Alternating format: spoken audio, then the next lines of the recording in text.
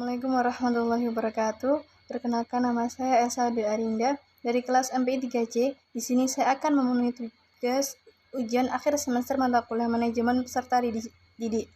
Saya langsung menjawab mengenai jawaban yang pertama tentang pengertian, tujuan, ruang lingkup, dan pentingnya mata kuliah manajemen peserta didik untuk MPI. Manajemen peserta didik adalah sebagai suatu usaha untuk mengatur, mengawasi, melayani berbagai hal yang memiliki kaitan dengan peserta didik maupun pencapaian tujuan peserta didik di sekolah. Mulai dari peserta didik tersebut masuk sekolah sampai dengan peserta didik lulus dari sekolah. Tujuan manajemen peserta didik adalah mengatur kegiatan peserta didik agar menunjang proses belajar mengajar di sekolah dalam pencapaian tujuan sekolah dan tujuan pendidikan yang optimal. Pengaturan kegiatan manajemen peserta didik ini diarahkan pada peningkatan mutu kegiatan belajar mengajar baik intra maupun ekstrakurikuler sehingga dapat memberikan kontribusi untuk pencapaian visi, misi, dan tujuan sekolah tersebut. Ruang lingkup manajemen peserta didik dibagi menjadi beberapa bagian. Yang pertama, perencanaan peserta didik, penerimaan peserta didik, orientasi peserta didik, penempatan kelas peserta didik, pembinaan peserta didik, pencatatan dan pelaporan, evaluasi peserta didik, mutasi peserta didik, dan kode etik pengadilan hukum dan disiplin peserta didik. Pentingnya manajemen peserta didik untuk jurusan MPI sendiri itu menurut saya sebagai suatu output yang baik bagi pendidikan untuk memberikan kontribusi yang terbaiknya dalam menunjang pendidikan itu sendiri. Jadi dalam proses outputnya dapat berkontribusi untuk memiliki mutu bagi tujuan, sehingga diperlukan optimalisasi dalam manajemen peserta didik baik di sekolah maupun di tingkat lainnya, sehingga dapat mendukung pencapaian tujuan pendidikan. Soal yang kedua mengenai konsep dasar, fungsi, dan prinsip-prinsip manajemen peserta didik. Konsep dasar manajemen peserta didik yaitu suatu pengarahan pada suatu perencanaan, pengorganisasian, pelaksanaan, dan pengawasan dalam mengelola sumber daya yang berupa manusia, uang, materi, tujuan, metode pembelajaran, waktu, dan pengelolaan informasi untuk mencapai tujuan yang efektif dan efisien dalam pendidikan. Fungsi manajemen peserta didik secara umum adalah sebagai wahana bagi peserta didik untuk mengembangkan diri secara optimal, baik berkenaan dengan segi-segi individualisasinya, segi sosialnya, segi aspirasinya, dan segi kebutuhan serta lainnya. Fungsi manajemen peserta didik berdasarkan fungsi khususnya ada yang pertama, fungsi yang berkenaan dengan pengembangan individualitas peserta didik ialah agar dapat mengembangkan potensi-potensi individualitasnya tanpa banyak terhambat. Potensi-potensi bawaan tersebut meliputi kemampuan umum atau kecerdasan, kemampuan khusus atau bakat, dan kemampuan lainnya. Fungsi yang berkenaan dengan pengembangan fungsi sosial peserta didik ialah peserta didik dapat mengadakan sosialisasi dengan sebaya orang tua, keluarga, lingkungan sekolah, maupun lingkungan masyarakat sendiri. Fungsi ini berkaitan dengan hakikat peserta didik sebagai makhluk sosial. Fungsi yang berkenaan dengan penyaluran aspirasi dan harapan peserta didik. Ini diharapkan peserta didik dapat menyalurkan atau tersalurkan hobi, minat, dan kesenangannya. Dengan demikian dapat menunjang terhadap perkembangan peserta didik secara keseluruhan dalam kemampuan diri peserta didik. Fungsi berikutnya, fungsi yang berkenaan dengan pemenuhan kebutuhan dan kesejahteraan peserta didik. Diharapkan peserta didik dapat memiliki kehidupan yang sejahtera sehingga peserta didik dapat mengerti arti pentingnya dan memikirkan atau ikut serta dalam memikirkan kesejahteraan sebaya atau masyarakat sekitar. Kemudian prinsip-prinsip manajemen peserta didik adalah sebagai berikut.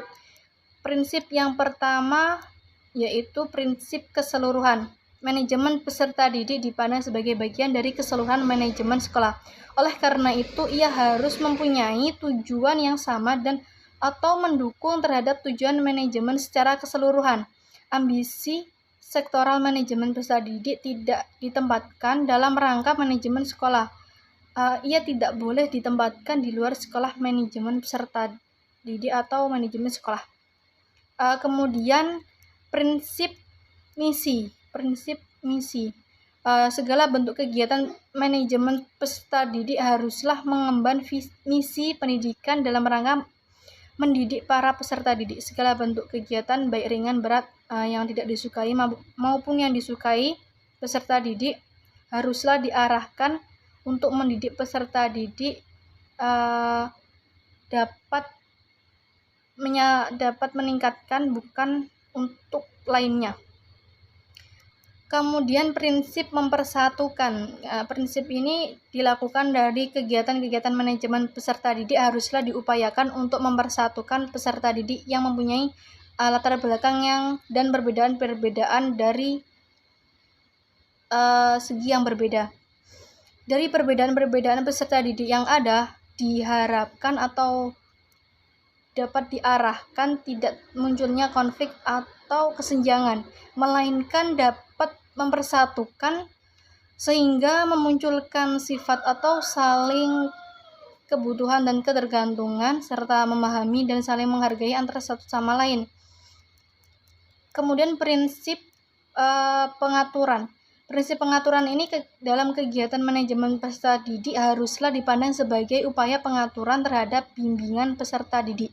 Oleh karena bimbingan ini melakukan atau menghubungkan dua orang, yaitu peserta didik dan pendidik, dalam membimbing, pendidik sendiri harus memiliki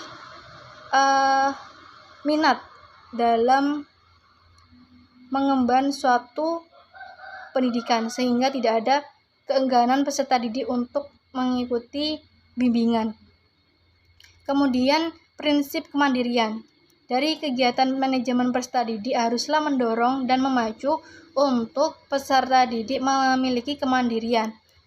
Prinsip kemandirian dengan demikian bermanfaat tidak hanya ketika di sekolah maupun di dalam kelas, melainkan juga dapat langsung terjun ketika di masyarakat. Ini mengandung arti bahwa ketergantungan peserta didik itu harus dihilangkan sedikit demi sedikit melalui kegiatan-kegiatan manajemen peserta didik yang dilakukan. Kemudian prinsip ini diterapkan apabila peserta didik dapat mengupayakan kegiatan manajemen peserta didik secara fungsional dalam kehidupan peserta didik baik di sekolah maupun di masa depan. Soal yang ketiga, pandangan saya mengenai perencanaan peserta didik. Perencanaan sendiri yaitu merencanakan, menstruktur, mengkonsep dengan baik suatu proses agar berjalan sesuai tujuan dan arah yang ditentukan secara tepat. Sedangkan perencanaan peserta didik sendiri adalah suatu kegiatan menyiapkan dan memikirkan tentang peserta didik di lembaga pendidikan yang dilakukan di awal. Perencanaan ini dilakukan baik sejak peserta didik akan masuk lembaga sampai lulus dari lembaga tersebut. Perencanaan yang perlu dipersiapkan berkenaan dengan penerimaan peserta didik sampai dengan perumusan.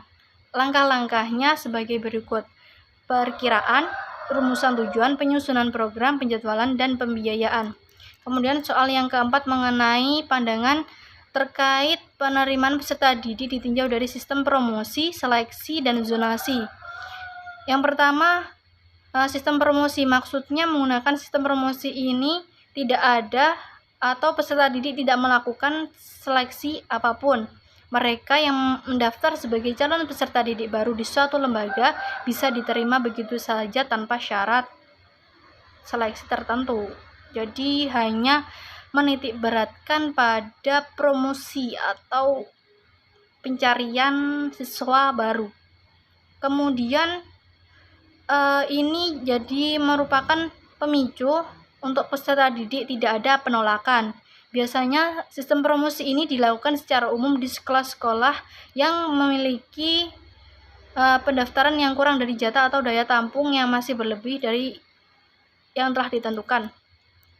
Yang kedua, menggunakan sistem seleksi. Sistem seleksi ini terdapat 3 golongan, di antaranya seleksi berdasarkan nilai atau danem, seleksi berdasarkan penelusuran minat dan kemampuan atau PMDK, kemudian seleksi berdasarkan hasil tes masuk. Jadi seleksi ini merupakan menitikberatkan pada nilai-nilai atau seleksi bersyarat dari lembaga yang mengadakan. Kemudian sistem zonasi. Sistem zonasi ini mengutamakan penerimaan berdasarkan jarak atau radius lokasi siswa dari sekolah. Apabila jarak rumah siswa dari sekolah dekat, ia berhak memperoleh pelayanan pendidikan di sekolah dengan baik. Siswa memiliki hak untuk bersekolah dengan jarak dekat untuk melindungi dirinya dari bahaya-bahaya yang ada di luar sana, untuk lebih meminimalisir keterjadian masalah dan kendala. Yang kelima, mengenai efektivitas pengelompokan peserta didik berdasarkan kegiatan, kemampuan, dan emosional. Berdasarkan kegiatan dapat ditunjang melalui beberapa pengelompokan. Yang pertama, proses pembelajaran dengan jenis pengelompokan berdasarkan kebutuhan saja. Yang kedua, pada saat pengelompokan bisa saja berubah-ubah kapan saja dan anggota kelompok bisa dibagi sesuai dengan pekerjaan atau tugas sesuai dengan yang ditugaskan. Tugas kelompok akan sangat baik bagi siswa karena akan berpengaruh terhadap pembentukan karakter. Yang terakhir, dalam pengelompokan tugas, siswa akan belajar menjadi seorang pemimpin agar kelompok yang baik. Bagi harus mendengarkan pendapat temannya, memberikan usulan dan pendapat sebagainya. Kemudian ada pengelompokan berdasarkan kemampuan, meliputi kemampuan siswa dalam setiap pelajaran sama. Bisa saja ada siswa yang memiliki kemampuan yang kuat dalam bahasa namun kurang mempunyai kemampuan dalam perhitungan atau matematika, itu pun sebaliknya. B. Pengelompokan kemampuan siswa dapat berubah sewaktu-waktu dan dalam setiap mata pelajaran, bahkan pada suatu konsep tertentu.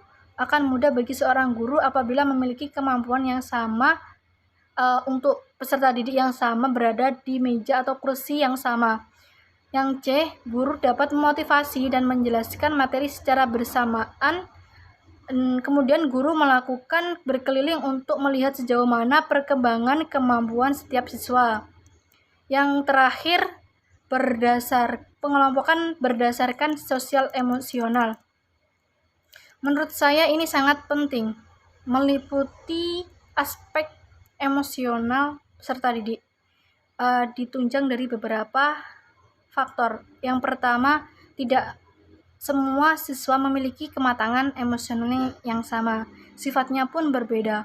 Untuk membantu sosial emosional siswa, guru dapat mengelompokkan mereka dengan melihat karakter yang ada. Misalnya siswa yang pemalu dikelompokkan dengan siswa yang agak berani, sehingga siswa pemalu tersebut termotivasi untuk mengekspresikan dirinya melalui siswa yang agak berani dan berani tersebut. Yang kedua, kegiatan yang diberikan terdapat berupa kegiatan apa saja yang dapat meningkatkan inovasi. Pengelompokan ini harus direncanakan pula dalam penulisan lesson plan. Akan sangat bermanfaat pada saat memberikan laporan kepada orang tua wali atau wali murid. Kemudian yang terakhir, banyak yang melupakan perkembangan emosional ini. Sebab apa? Biasanya ini emosional sangat berpengaruh bagi diri setiap peserta didik yang merupakan berpengaruh dalam learning style siswa bersangkutan. Jadi sangat penting untuk ditinjau lagi. Soal yang keenam mengenai kehadiran dan ketidakhadiran. Pengertian atau penjelasan tentang kehadiran dan ketidakhadiran. Kehadiran adalah keikutsertaan peserta didik secara fisik dan mental, atau peserta didik itu tersebut terlibat dalam kegiatan-kegiatan yang ada di sekolah. Sedangkan ketidakhadiran itu biasanya tidak ada peserta didik bisa dikatakan peserta didik itu tidak hadir atau secara fisik dia tidak ada dalam tempat atau dalam kegiatan belajar atau kegiatan di sekolah. Dalam upaya untuk membantu siswa yang mengalami kesulitan dalam kehadiran di sekolah, maka guru atau konselor seharusnya dapat memahami latar belakang dan faktor-faktor penyebab ketidakhadirannya untuk menemukan inti masalah yang sebenarnya. Ada banyak sumber penyebab ketidakhadiran peserta didik di sekolah. Pertama, ketidakhadiran bersumber dari lingkungan keluarga. Ada kalanya suatu keluarga mendukung kehadiran atau untuk mendorong peserta didik tersebut. Ada kalanya juga bahwa justru itu menjadi rintangan atau hambatan bagi peserta didik untuk hadir di sekolah. Usaha-usaha yang dapat dilakukan untuk meningkatkan kehadiran peserta didik di sekolah dengan melihat kasus per kasus, sebab antara peserta didik satu dengan yang lain memiliki permasalahan yang berbeda-beda. Sungguh dengan demikian, upaya untuk memaksimalkan peningkatan kehadiran peserta didik di sekolah itu dengan perbaikan lingkungan rumah, perbaikan lingkungan sekolah, perbaikan diri peserta didik sendiri, dan perbaikan lingkungan masyarakat. Peserta didik yang hadir di sekolah hendaknya dicatat oleh guru dalam buku presensi, sementara peserta didik yang tidak hadir dicatat dalam buku ketidakhadiran atau absensi. Yang ketujuh, mengenai penjelasan secara singkat tentang disiplin kelas dan teknik pembinaan. Disiplin peserta didik adalah suatu keadaan tertib dan teratur yang dimiliki oleh peserta didik di sekolah tanpa ada pelanggaran-pelanggaran yang merugikan baik secara langsung maupun tidak langsung terhadap peserta didik sendiri maupun terhadap sekolah secara keseluruhan. Ada 3 macam kedisiplinan. Yang pertama, disiplin yang dibangun berdasarkan konsep otoriter. Maksudnya ini guru dapat memberikan penekanan bebas terhadap peserta didik, dan memang harus menekan peserta didik. Sebab apa? Agar peserta didik itu takut dan terpaksa. Karena terpaksa untuk melakukan kegiatan yang baik itu dimulai dari keterpaksaan agar terbiasa. Kemudian yang kedua, kedisiplinan berdasarkan konsep permisif. Menurut konsep ini, peserta didik haruslah diberikan kebebasan seluas-luasnya di kelas dan sekolah. Aturan-aturan di sekolah dilonggarkan dan tidak mengikat kepada peserta didik. Yang ketiga, kedisiplinan dibangun berdasarkan konsep kebebasan dan keterkendalian atau kebebasan yang bertanggung jawab.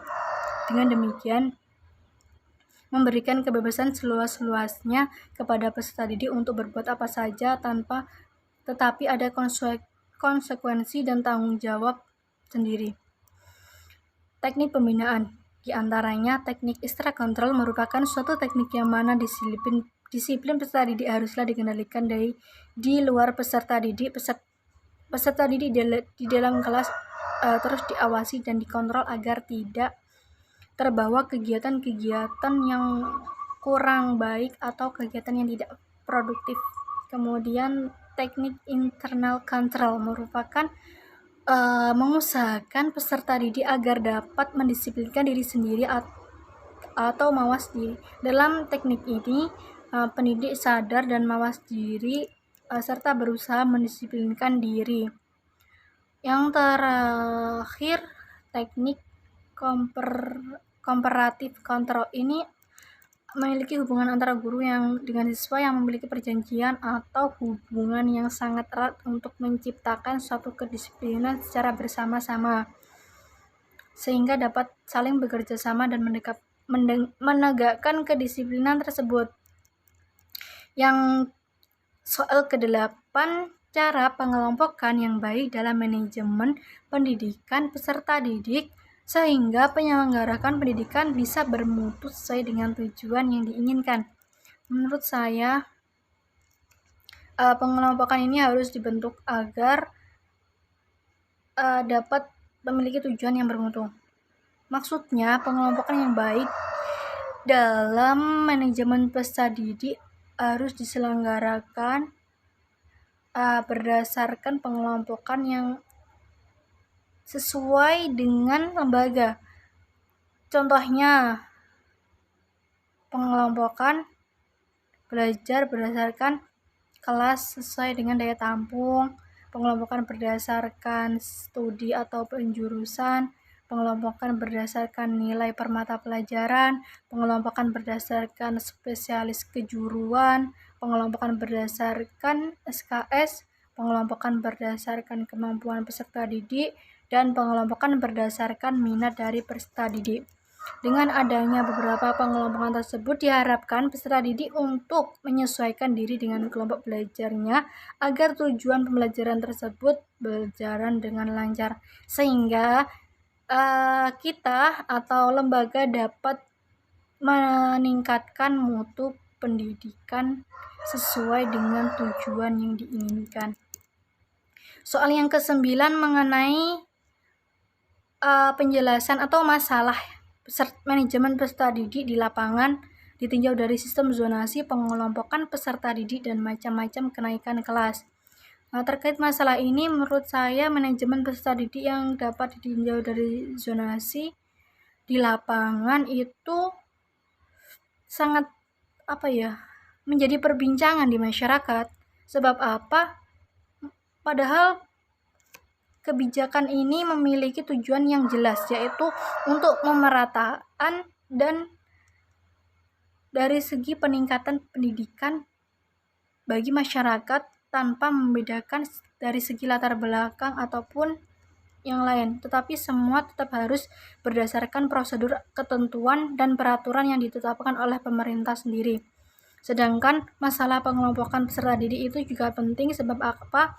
Dalam proses belajar mengajar harus dibentuk kelompok-kelompok belajar yang sesuai dengan karakter dan kemampuan siswa, sehingga memudahkan sekolah dan pendidik dalam merancang program pembelajaran yang diberikan. Selain itu, salah satu cara pengelompokan ini agar tidak ada kendala atau masalah yang disebabkan dari pengelompokan tersebut atau keterkeliruan atau ketidaksesuaian sesuai dengan kemampuan. Tujuan adanya pengelompokan ini untuk mengondisikan serta memberikan solusi belajar agar sesuai dengan karakteristik dan kemampuan yang dimiliki oleh peserta didik, sehingga dapat memudahkan pihak sekolah untuk memberikan layanan agar pelaksanaan pembelajaran belajar secara lancar, tertib, dan efektif sesuai dengan alur dan pelayanan yang akan diberikan. Kemudian masalah terkait kenaikan kelas ini juga tidak kalah pentingnya, sebab sebagai jalur terpenting evaluasi peningkatan lembaga. Ada beberapa yang harus diperhatikan, diantaranya mulai aspek dari kedisiplinan siswa, penyelesaian proses belajar, nilai akademis yang cukup dan memadai, karena dengan kenaikan kelas ini dapat menunjang proses peningkatan evaluasi atau kegiatan evaluasi bagi pendidikan untuk menilai seberapa baiknya dan hasil belajar atau pencapaian peserta didik guna untuk disampaikan kepada orang tua murid atau walinya.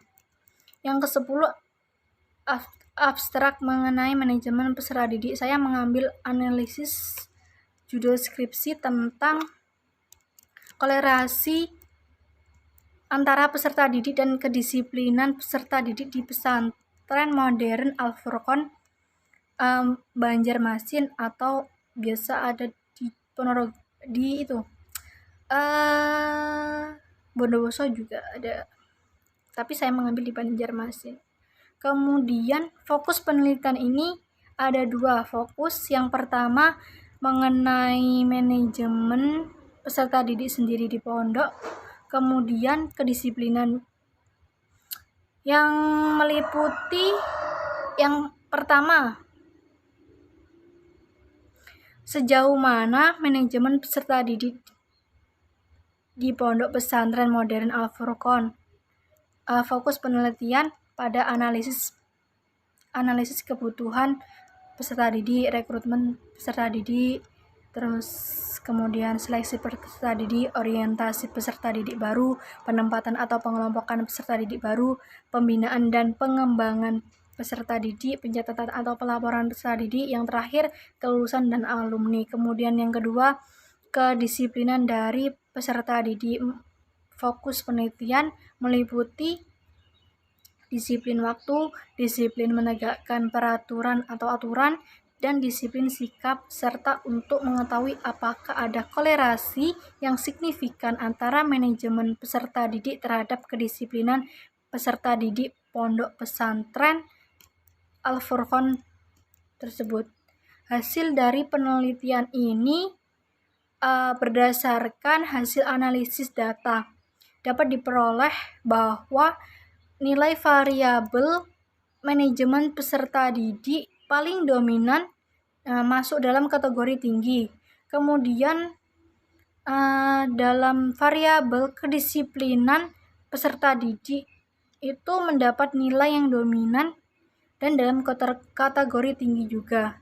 Jadi dapat diartikan atau dapat disimpulkan bahwa antara manajemen peserta didik dan kedisiplinan peserta didik itu memiliki kolerasi yang sangat kuat satu sama lain untuk menunjang sebuah hubungan atau hasil belajar sesuai dengan etika, moral, dan aturan agama yang ada di pondok tersebut. Sekian penyampaian jawaban dari soal ujian akhir semester mata kuliah manajemen peserta didik dari saya. Kurang lebihnya mohon maaf. Wassalamualaikum warahmatullahi wabarakatuh.